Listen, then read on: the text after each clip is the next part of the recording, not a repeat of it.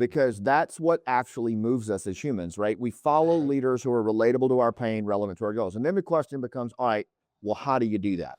The intention that I would set here that kind of builds on what you and Chris just said is when you have to get in front of someone, whether it's a one-on-one or a big room or a podcast, what I tell people is see the pictures in the head of the listener, see the pictures in the head of the person across from you.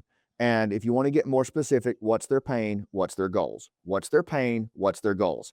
And I want to be obsessive about that until I'm clear on what that is.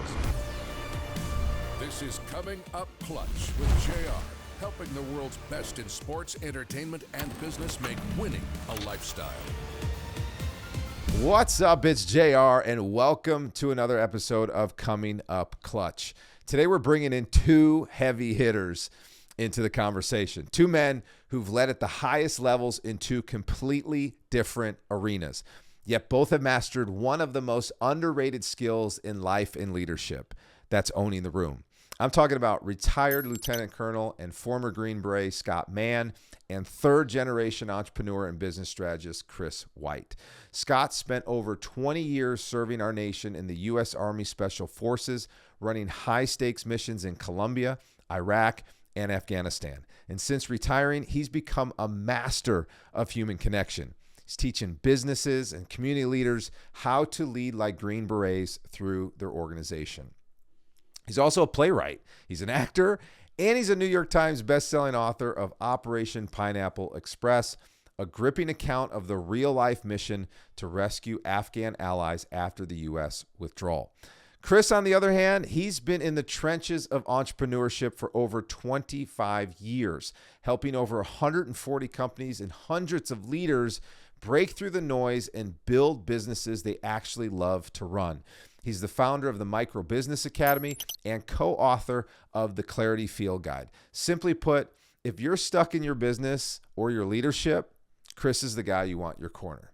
And now, these two powerhouses have joined forces to launch Own Every Room, a 13-week cohort designed to help leaders like you write your origin story and master the art of story selling so you can build trust faster, lead with authenticity, and communicate in a way that actually moves people. This episode is packed with gold. Practical strategies you can start applying immediately to communicate more clearly, connect more deeply, and lead more powerfully, both professionally and at home. So buckle up. We're about to go behind the scenes with two elite leaders who know how to fight for clarity, own their influence, and show up when it matters most. We're going to talk about how leadership and influence requires reconnecting with yourself before trying to connect with others. We'll get into the key to owning every room that you find yourself in, both professionally and personally. And then we'll get into this concept of how story selling can be the difference maker when it comes to your leadership and influence. And before I forget, if you're in power by this show and you're learning something, make sure you follow us on Apple Podcasts so you don't miss out when we drop new episodes. Just hit that purple plus on the top right-hand corner of the podcast app. When you do that, you make it easier for others who need this content to see it. And of course, share it. Play that hero to your family, friends, and teammates by giving them the link to this or sending them to comingupclutch.com. And when you go and post about this episode on social, make sure to tag me, tag Scott, tag Chris. All right, here we go. Let's get Scott Mann and Chris White live on the mic. Scott, Chris, I got a 2-for-1 today. Welcome back to the crew. What's up? What's up, JR? How are you, man? Thanks for having us. I don't know if I'm taking a big risk having you two on, or this is a good thing. Subler. Yeah, That's that makes it interesting, right? Now, the last duo I had on here, we had an airplane going on in the background while the window was open. So as long as we don't have any craziness going on in the background for you two, I'm good. I'm good with it. right on. So we have, this is going to be a fun conversation because it's a topic I feel like we talk about a lot, but we really just don't get deep on. And that is human connection and storytelling. It's just this whole, play between the two of them. But I want to, before we go head first into this pool, Scott, you used a term that I know isn't being used very often, and that's the term social churn. So could you just unpack that a little bit here before we start dropping lingo and my audience is like, what the heck are these knuckleheads talking about today? Yeah, no, it's that's cool, man. Thanks for having us on again, by the way. Of course. That it is a term that I've been throwing out there a lot, and I think the reason that I have is because I believe, well, for one thing, our brain works in metaphor, right? So when the brain's always trying to make sense of things, I think most people, certainly in your community, look around and they see that there is something different right now than there was 5 years ago, 10 years ago, and exactly like that response right there. And I speak on stages all over the world, and I'll say that, and you'll see people go, "Huh, yeah," and because we know it, like we know it as humans, we look at it, we see it, but what we don't have necessarily is a grammar for it, because what's happening around us right now, whether it's on social media, 24/7 news, politics, is this unprecedented novel disconnection and division that we've never seen in this country. We've never seen it. It's new. And I saw it as a Green Beret in a lot of the places that I work, and I would describe it as the churn. And it's just roiling division, disengagement, disconnection that's happening between humans. And because humans are social creatures, we have to connect. When you have this churn that's going on, you can't connect in a natural way. Like, in other words, instinct's not enough. A proven process is not enough if that process was developed 10 years ago or beyond. Like, what you're up against now is much tougher. And so I've introduced this metaphor, the churn, to kind of open people's mind up to a set of conditions that you got to get a language for. And what got you here is not going to get you there. Mm. Mm. Well, Yeah, it's to layer on that, the Yeah. social disconnection, obviously with COVID and people being sort of quarantined off, as a business coach, and we come out of that, and people are like, legitimately, employees are like not wanting to come back. Hmm. They're so used to being this little quarantine, and everything is digital to them, and they're not having human connection. They're not having human conversations. And then now employees are like almost demanding, like, well, I want a remote position. I don't want to come to the office. Yeah. And that's a problem too. Just know we're what's a meant to problem? socialize. Fellas, it's a problem? We're in the most connected age we've ever been in. We have access to, I could communicate with you two anytime, anywhere. No, there, we should be more connected in positive ways now, wouldn't you agree, than ever because of, but instead we're moving in the opposite direction. And if there is connection, to Scott, to what you said, there's this vitriol and divisiveness, and, Yeah. and we're moving further and further apart. And now, Yeah. obviously, we're seeing in the news. So what's the solution? I mean, you got people listening to the show today going, yeah, heck yeah, JR, I'm with you, nodding my head.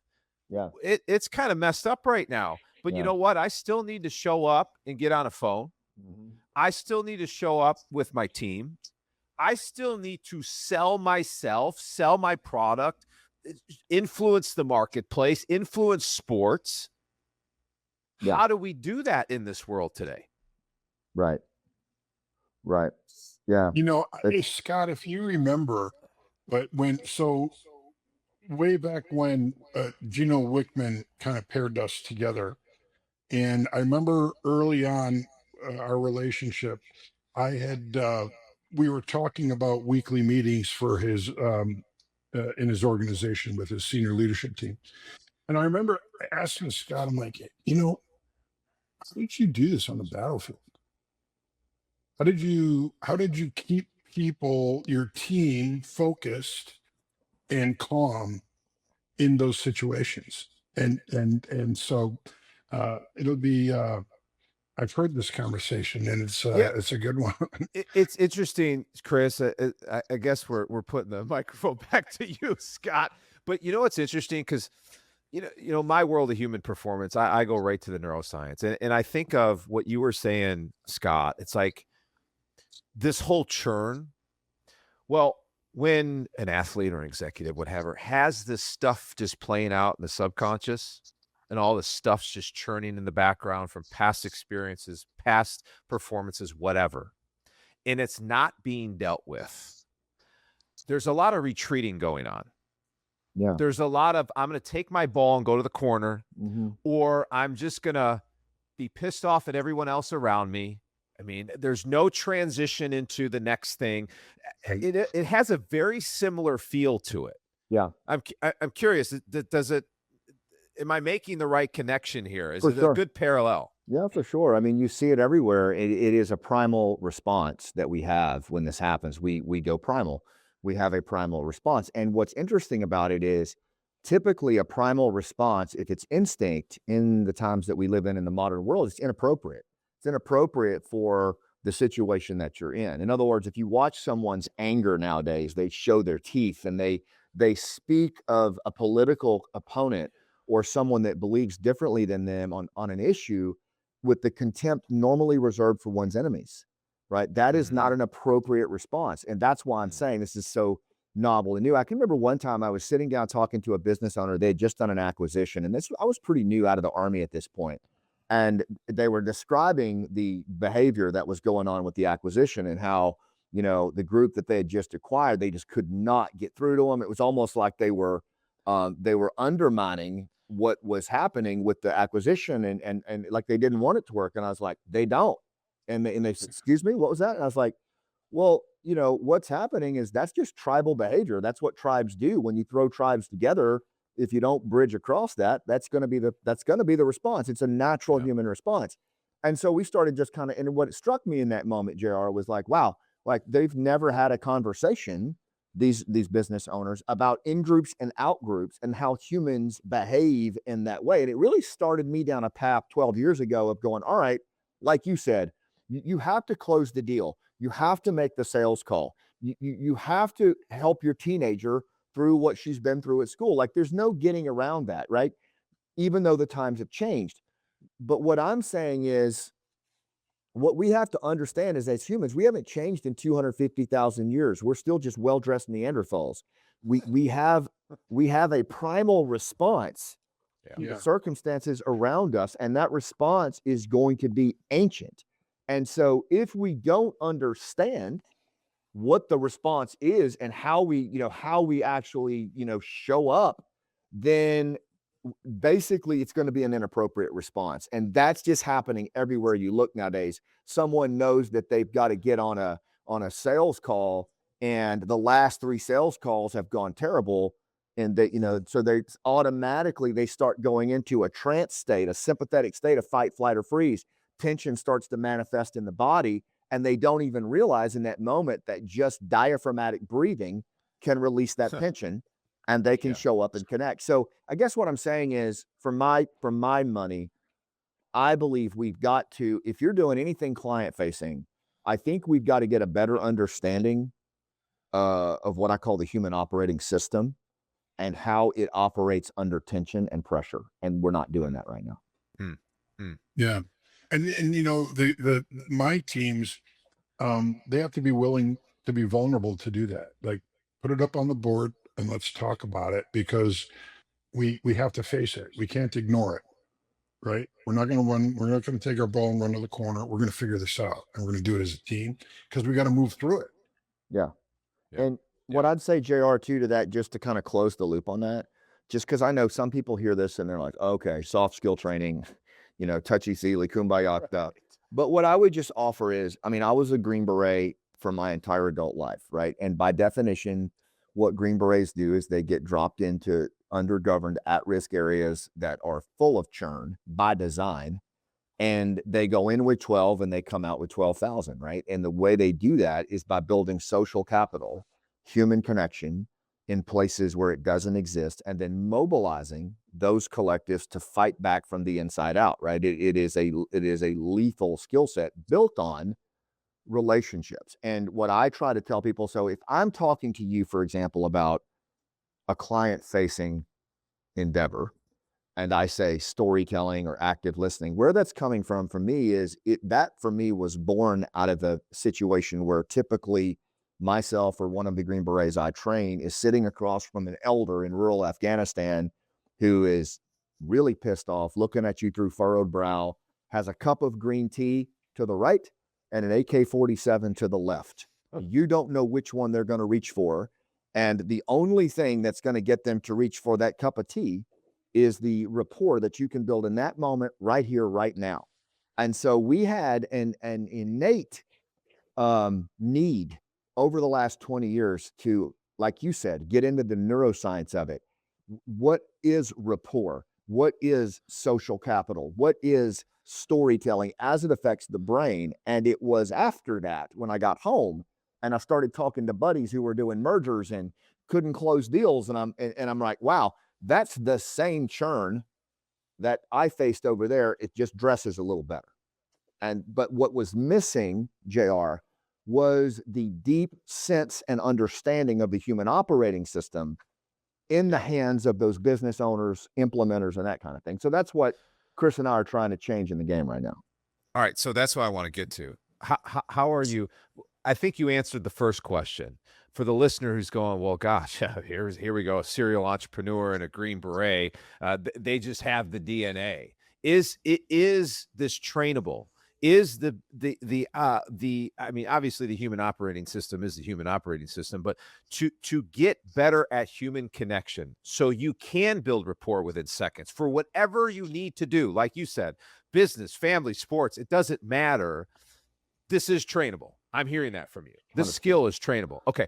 How are you helping train people with this? What, because my listeners, are quick starts. Yeah, same. I'm a wanna- 9. I'm a 9. Right? We're all in the same boat here. Yeah. So how are you helping people get there? Or if they're there, get better at it? Yeah, I'll let Chris Yeah, jump in and that's then I'll right. go. That's good. It's so coming back. What's good? Hey, Whitey, what's good is that beard you got rocking right now. You like that? Yeah, that's I don't know. I played Santa this Christmas and I kept it. So my wife, as long as she likes it, I'm gonna keep it. All right, go ahead. My background's my professional sales background's with Motorola, right? So I went to Motorola University, and one of the things that I loved about the training that I got there was it wasn't this like academic book research, read a report it was all role play, like situational role play, getting into scenarios, right? Sales scenarios. And for me personally, that's how I love to learn, JR. Like I'd much rather and Scott knows this. We just came back from a workshop, our storytelling workshop, and I was scared as hell. I was nervous as hell, and I got emotional. I just threw myself into it because I know on the other side of fear is success. I know for me, that's how it works. And so I got to throw myself into there. But like I work with a lot of implementers across the country, a lot of new implementers, and they're coming into this new environment that didn't exist 15 years ago when I came into the sort of EOS network, right? And so I'm coaching these new implementers on making, slow down the sales process, make the connection with the person across from you. Turn your phone off and ask better questions. Go deeper. There's no rush here, right? Because it's an exploration. Like I want to understand the pain you're in, and I want to build that rapport, and then share with you how I think I can help you, right? And so for me, it's a slow down process, and for having gone through Scott's Leadership Academy, having gone through OER, now I'm in his In Your Bones program, and it's this new way, right? Like I learned from Motorola 20 plus years ago, and Scott mentioned, what worked 10 years ago doesn't necessarily work now. And so I'm so thankful that I went through his programs because I was pretty much following what I learned 20 years ago at Motorola. And now, he's kind of opened my eyes through this human operating system and uh, the I'm never going to forget the first time he told me, Chris, I'm sitting across from an elder and he's got a cup of green tea on the left side. He's got a AK-47 on his lap and his finger on the trigger. And I have to build rapport with this person. Like that got my attention. At first, I'll be honest with you, Scott may not know this. I remember sitting in a couple of the first few sessions and I'm thinking, is this guy for real? Like I know he's for real. He's a Green Beret, like that part. But like I come from the entrepreneurial world, right? Two different worlds. But man, I I remember distinctly sitting in that training room saying to myself, "Hey, stop this." I remember Walt Whitman says, "Be curious, not judgmental." And when I was able to make that switch in my brain, boom, Yeah. I probably asked Scott a ton of questions, and then it started this pathway for me getting better understanding of the human operating system through the OER lens, learning the methodology, right, to build that rapport and then apply it. And it takes reps like anything else. And that's why the program that we offer really breaks it down to that ground level and then builds it back up. It's amazing.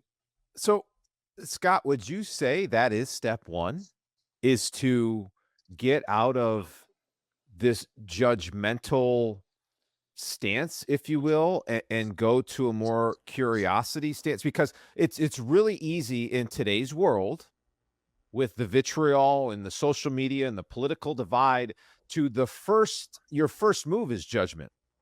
So I'm just curious, Chris. You brought that up, and I'm going, Scott. Would you? I mean, you're the one that had to build seconds, build rapport in seconds with the guy with the green tea and the AK-47. Would Yeah. you say that's kind of the first step, or no? I think so. I think the first step is I'm in recovery, right? And I've been in recovery for over 20 years from alcohol. And one of the first steps is recognize you have a problem, right? And the step back and just recognition.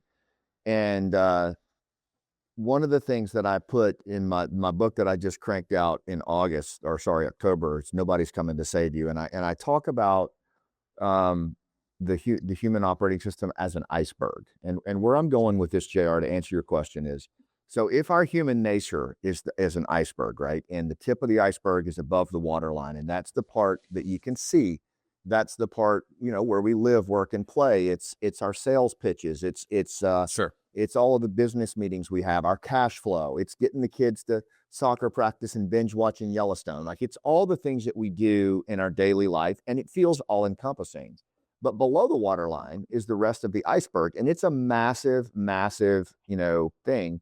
Probably, 80% of our humanity is below the waterline, and that is the traditional part, the ancient part of our human nature. It is the hunters, the gatherers, the clans, the nomads. And what we have to understand is, even though in that tip of the iceberg world where it feels modern and everything we do is right now, got to have it now, and these dopamine dispensers that we carry around with us, like that feels like everything. But the reality is there's a huge chunk of our human nature that's below the surface that we're not even connected to anymore, but it drives everything we do. If you want to get an example of that, what you just talked about on social media, if you've ever been on social media and someone either throws a spear at you or takes a barb, or you see something on there and you literally feel your blood rising, you feel your blood boiling, you feel like you could fight that person, but yet they're through a screen. That is an ancient primal response of fight, flight, or freeze, the sympathetic nervous system kicking in the way it has for 250,000 years on Instagram, right? And the really insidious part is the designers of that platform Knew it. readily admit that they knew that, and readily admit that we share information in an intention-based economy Yeah. 4x more if it is fear-based or anger-based content on an outgroup. So they understood social dynamics at a primal level, and they put them in these platforms. Guess who doesn't understand social dynamics? We don't. So what happens is we slip into these trance-like states of So fight, good. flight, or freeze, and we lose our agency. We become mobilized, and we become unwitting insurgents to divisionist leaders, narrow-minded politicians, and whatever else is out there. So my thing is, even if you don't buy any of this for your own business or whatever, just for your own autonomy and agency in your life, there is 80% of your humanity below that waterline that we don't even understand anymore, and we damn sure better get back to it, because that's what's being manipulated against us. Yeah. How do we do it? Because again, we have access to so much right now. Okay. YouTube, conferences, whatever. Right. How do we get below the waterline? All right. My first shameless plug, and it's the only one I'll do, is I swear to you, if you read this, you can. Nobody's coming to say there will be a link to it in the show notes. Check Go it out. get it, please. And if you don't feel more connected to your human operating system and your primal nature after reading that book, next time in town where you are, I'll buy you dinner. I guarantee it. And so that's the first step. I thought you were going to say JR will give you your refund. No, JR will buy you dinner. Okay, so could you tease us, what's in that book that is going to help someone listening today take that first step of getting below the waterline? Well, the iceberg, for starters, and Chris and I talk about this all the time now when we coach, but the iceberg is in there, and it's set up because the brain works in metaphor. So pretty much everything I do in my writing and teaching and storytelling is around metaphor. And so it builds around this, and the framework that I use, JR, is that humans are a mess below the waterline, meaning-seeking, emotional, social storytellers who struggle. So each chapter of the book, it starts meaning, emotional temperature, social connection, storyteller, struggle. If you just understand those 5 things at a fundamental level on how they affect you and the people you care about, you have a competitive edge. And I'm talking about at a primal level. For example, Simon Sinek, people don't buy what you do, they buy why you do it. Mm-hmm. It's absolutely true. The brain actually has a mandate to make sense of the world. The brain, your brain, my brain, is constantly trying to make sense of things. That's what it does. It's trying to add meaning. We are the only mammals on the planet that do that. A dog doesn't contemplate the meaning of the puppy chow in its bowl. It just eats it because it's a need. But humans, we assign meaning to things. We seek meaning in what we do. And so I told some EOS implementers this the other day. I'm like, look, if you are not talking to your prospect about why you do what you do, you are leaving social capital and financial capital on the table. Because if the other person can't ascertain in a time of low trust why you do something, they're not coming, man. They're not coming. They will not stick their jugular out. They will not pull their wallet out. But yet 85%, JR, of the population of the workforce is disengaged. They don't have purpose. And that's a leadership problem, man. But again, that's just one example. We can hit any of those you want, emotion, storytelling. But what the whole approach is about really is understanding that below the surface of daily life, if we can just tap into how we use meaning and emotion and social connection and storytelling and struggle in our daily businesses and life, it's a game changer. 2 things that just made me think of just what you just said, or process what you just said. One, parenting. Yeah. Is like some days I'm just like, Lord, take my kids away. Just take them for a week. Just a day, right, JR? Not like no, maybe that day might be too short. It might be a week.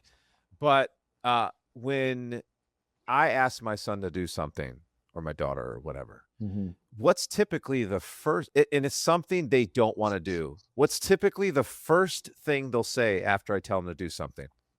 Question. Yeah. Why? Why, Dad? Why? Yeah. Why do I have to do that?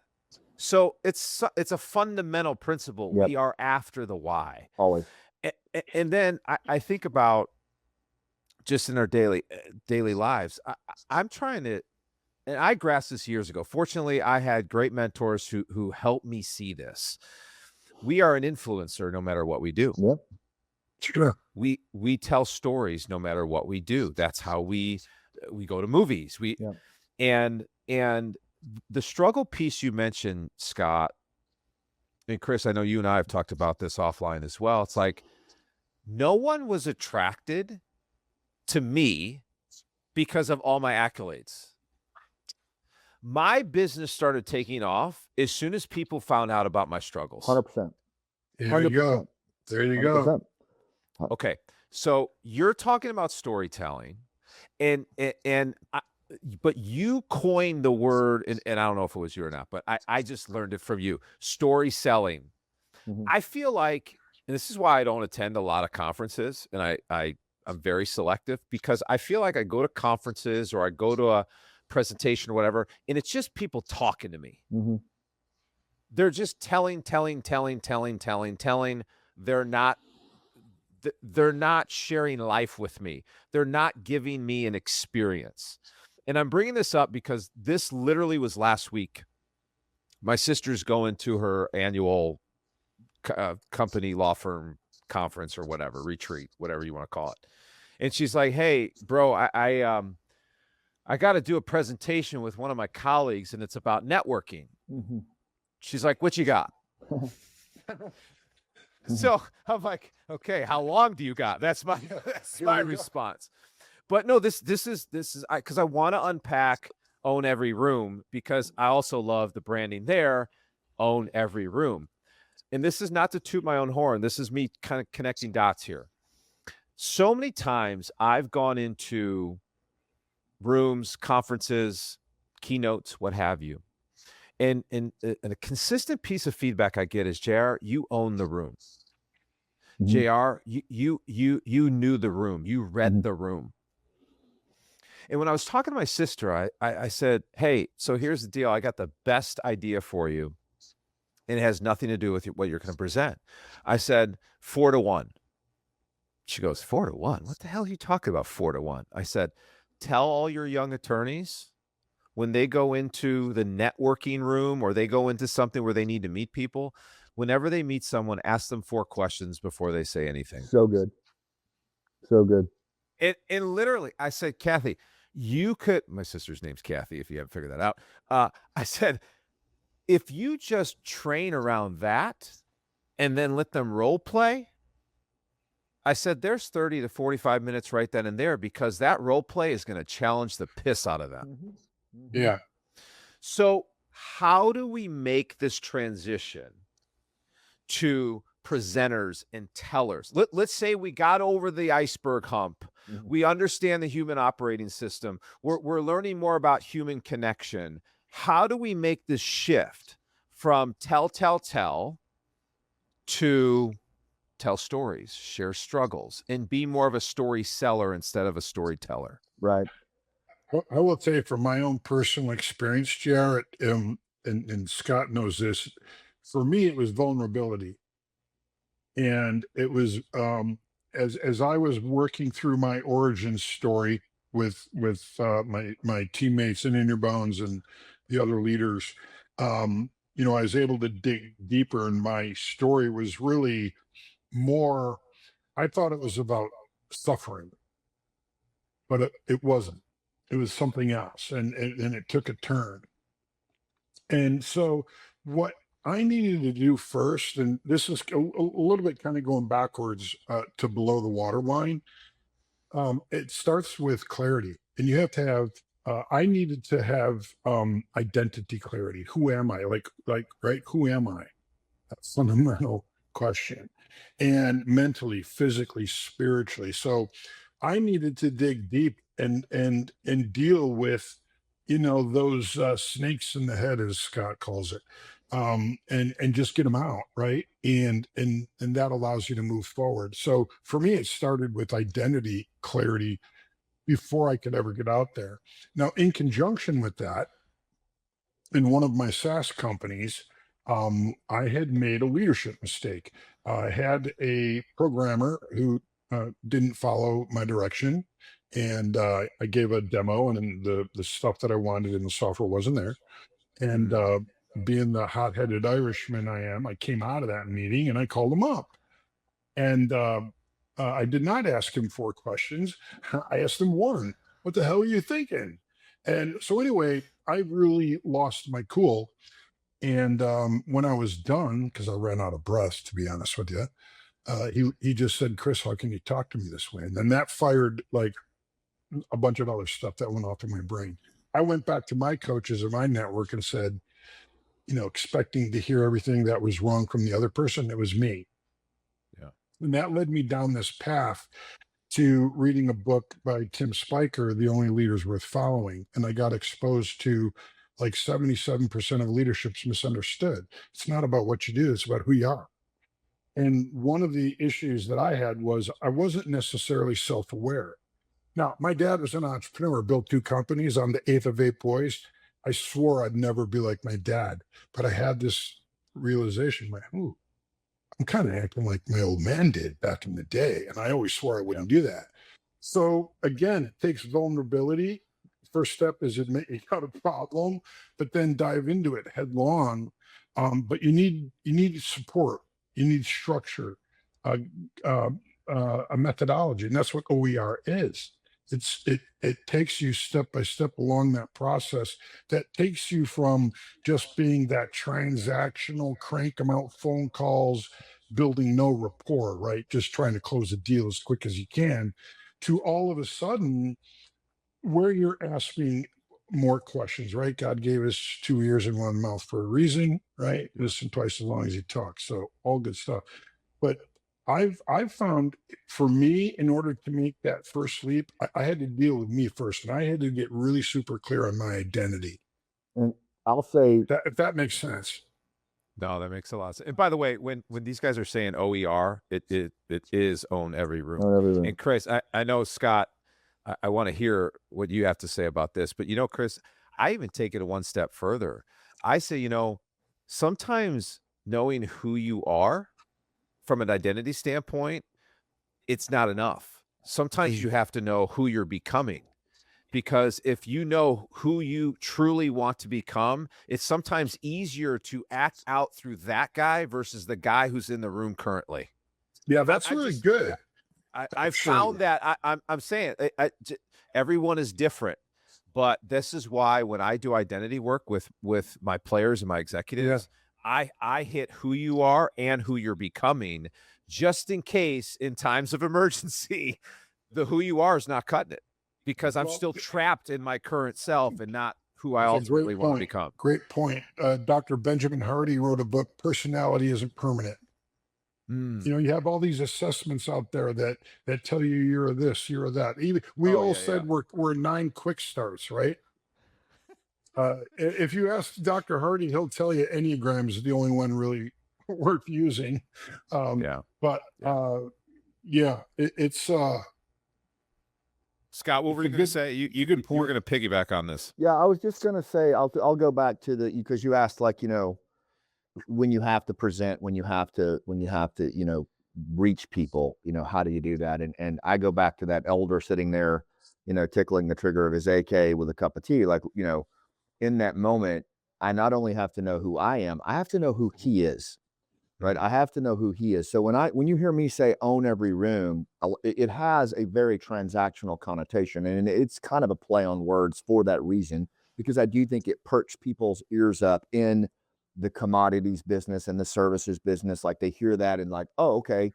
But what it really means to me, and I think at a deeper level for anyone that's trying to lead, in own every room in this sense, is you are more relatable to the pain and relevant to the goals of the person across from you. And that is what I have found people will follow, buy from, invest in. When we are sitting across from someone, Or when our teenager, when that kid turns to you and says, Dad, why? If in the answer that you give her, you are relatable to her pain and relevant to her goals, the That's odds of so her good. actually moving out on what you say when you're not looking are very high, because that's what actually moves us as humans, right? We follow leaders who are relatable to our pain, relevant to our goals. And then the question becomes, all right, well, how do you do that? The intention that I would set here that kind of builds on what you and Chris just said is, when you have to get in front of someone, whether it's a one-on-one or a big room or a podcast, what I tell people is, see the pictures in the head of the listener, see the pictures in the head of the person across from you. And if you want to get more specific, what's their pain, what's their goals? What's their pain, what's their goals? And I want to be obsessive about that until I'm clear on what that is. And so even if it's a keynote, or a one to many, I really want to know the pictures in the head of the people in that room. And the last thing I think about before I walk out on stage, or like, if you noticed before we started this call, the last question I asked you was, what do you need?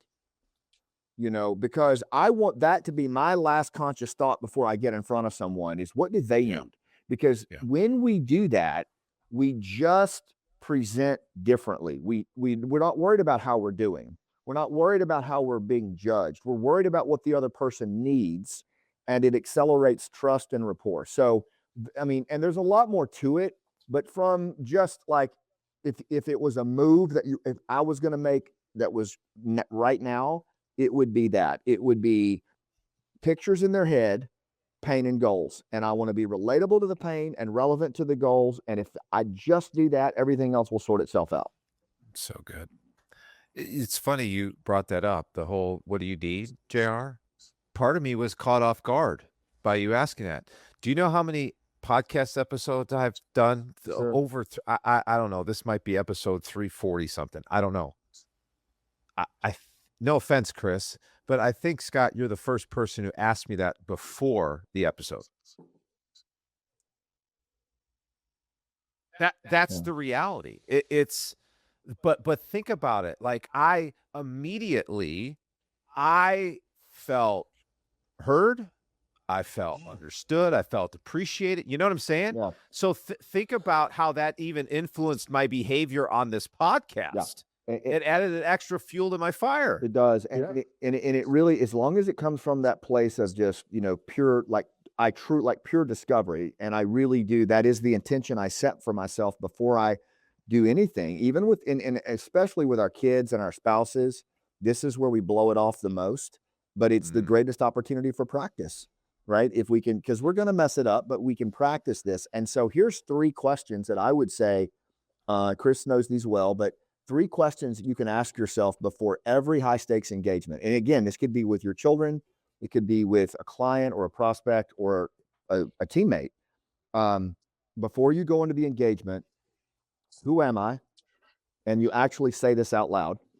Who am I? And you answer it, because in that moment, you want to validate your identity in the context of what you're about to do, right? So if I'm going to sit down and talk with my youngest son, Braden, about his next move as a college baseball player, I'm going to say, who am I? I'm Scott Mann. I'm Braden's dad. I'm not going to say, I'm Scott Mann, Green Beret, keynote speaker. Like, who cares? I'm Braden's dad. And I don't need to go in there like Scott Mann, Green Beret. Yeah. I need to go, I am Braden's dad. And that's my identity in that moment. Why am I here? We're meaning-seeking, meaning-assigning creatures. How many times have you walked out of a sales call or a meeting and you're like, I have no idea what the hell that was just about? Like, just literally so aggravated because you didn't know why you were there.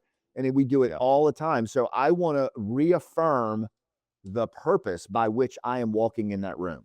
I want to know it in my chest cavity. Why am I here? Right? I want to say it out loud, right?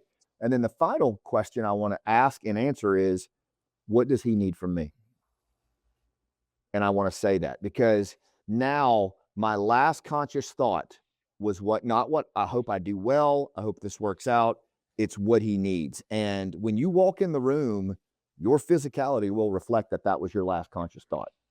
And JR, this is where, like in my training with Scott, when I first got exposed to those three questions, that first question for me was like, wow, okay, I'm working on this deep. This is deep work, right? But that who am I? And now it's in my bones, right? Like when I do talks and stuff like that, it's just it's a part of me now. Well, you know what? These three questions are universal too. They are. Yeah. This is not just in influential or sales positions or showing up to the yard or whatever. You could, heck, I was just having a conversation with one of my club guys about just getting mentorship with a colleague in his profession. And he's like, yeah, maybe I could reach out and say, hey, maybe I could pick your brain. I said, buddy, if anyone ever approached me and said, could I pick your brain? I am running the hell the other way fast. Yeah, I'm so glad you said this. I actually did a post on this in LinkedIn, a newsletter. Please don't ever use that phrase. That is, I mean, as someone who studies human dynamics, that is the most predatory term I have Yes. ever heard in the modern world. And even if you, and I know the intention is, I know I got it. Yeah. I've been guilty of it. But subconsciously, below the waterline, you are activating every neuro response of protectionism that you can imagine. And you are putting the person across from you in a unconscious sympathetic state of fight, flight, or freeze. You're activating their nervous system. It does not help you. But we do this kind of shit all the time. I know. Why do you think I said I was going to run? Yeah. That's my fight or what- flight response. It's what it triggers. That's right. Yeah. I, to your point, and I'm glad you went to the other side of this, of like the actual visual of someone picking at your brain. I feel like when someone uses that with me, I'm just like on an open operating table and they could take whatever the hell they want from me. Yeah. No, that's Yeah. not how this works. Because if you think about it, it's in the weight context in which it's used, it's exactly what they're saying. What I'd like is for you to give me your time and let me extract from you what I need, and then I'll walk away from the And conversation. that's right. There's Who wants to do that? no connection, no relationship. Yes. It's I know. about, I want one thing from you, and that's it. Ah, gentlemen. You sure we didn't block out 2 hours for this? Oh, I know. absolutely love my time with you guys. me too. And every time we have conversations, I mean, think about how much we discussed in 45 minutes here. I mean, this is, so I want to honor you two because you guys get right to it and you give people practical tools that they can implement now, just like you guys had to do when selling a deal or showing up in a foreign country trying to make change in a very quick period of time. So I honor you guys for that. Thank you, brother. 100%. And last thing, No, real sure. quick, I'd love to get your perspective or your guidance. I didn't give an alternative phrase. That really works well. Yeah, I that's what I told. But going back to your three questions, if Scott, if I wanted your mentorship, I'm sitting here going, oh, who am I? Like, who am I right now Yeah. that even wants Scott's mentorship? Why am I here right now? Mhm. Why am I about to pick up the phone and call Scott Yeah. to ask him for mentorship? And then you know what? What does he need Yeah. that I could serve him with before he ever even gives anything to me? Spot on. Like, think about how much, and this goes back to the conversation I had with this club member today. I said, think about this. I got to be careful. I almost said his name. I said, think about this. If I knew exactly what you wanted to do to serve me and what you needed from me in less than 5 minutes, I'll take that call 90% of the time. Mhm. Sure. Gladly. Yeah. Gladly. So anyway, okay. I know we're at time. Gentlemen, this has been amazing. All right. Before we, I'm going to give one of you the last word. I'll let you two fight for it. Go for it, Chris. But before we go there, how do my listeners get access to, could check out Own Every Room, since we talked about it handily today? Go ahead, Big Chris. So you can go to two places. You can go to owneveryroom.com or scottmann.com. Okay. And it'll Own Every Room's a page. We have, I think our next one's in September. Is that right, Scott? Okay. So they can go there. And then I'd highly recommend, going on to checking out Scott's podcast. Scott Mann, is that on Patreon, Scott? You could just, if you go to scottman.com, all of it's there. All of All it. of it's there. Yeah. Okay. Your books as well. So obviously, no one's coming to save you, right? And then Chris, you had a book. You have a book, another one that's coming out here soon too, right? Yeah, I'm working on it right now. Got 3 chapters done, and it's funny enough, it's on clarity. Three types of clarity. So it's Okay. starts with identity, right? And then directional clarity, and then priority clarity. So really going deep on that to help leaders and mid-level managers and be better at what they do. Okay. Perfect. And listen, if you're listening to the show today, you can go to comingupclutch.com. You can get all of these links to Chris's material, Scott's, Own Every Room, the books, everything. And even if you're on Spotify or Apple Podcasts, all you got to do is just scroll down to the bottom of this and you'll see exactly where everything's at. So I just wanted to make sure everyone knew where to find you two. Yeah, thank you, man. Because you two are Appreciate it. amazing individuals. All right. Big domino time. What's the one key takeaway you want our listeners to walk away with today? Could be something you already said, but you guys have the last word. What do you want us to walk away with? So for me individually, I'm just going to go to my guy Walt Whitman. Stay curious, less judgmental. Make a human connection first before you do anything else. Make a human connection. Until you have it, don't open your mouth. There you go. There you go. Gosh, I wish I would have had my sister listen into this before her presentation last week. I love it. I love it. Well, guys, again, I thank you. I honor you. Chris, thanks. It's Chris. Scott, thanks again for your service to this country. Yes, sir. What you did for, gosh, decades is paying dividends for us and my family today. So I always appreciate what you've done for our country. Yes, man. sir. But Thank you. that is Scott Mann and my man, Chris White. Look, I know the podcast episode's over, but if you were blessed by today's episode, if you learned something that you know is going to make you better, my ask is to pay it forward. Share this episode with someone you love and care about. Come up clutch for someone in your life that you know needs to be encouraged by what Scott and Chris shared today. And again, if you want the show notes from today's episode, just go to comingupclutch.com and click on the episode. All right, this episode's a wrap. Until next week's 5-minute drill. Remember, winning isn't a result, it's a lifestyle. So keep pursuing that life of champions. This episode is over. Get more no BS content to help you master your mind, body, and relationships by hitting subscribe. This is Coming Up Clutch with JR. Thanks for listening.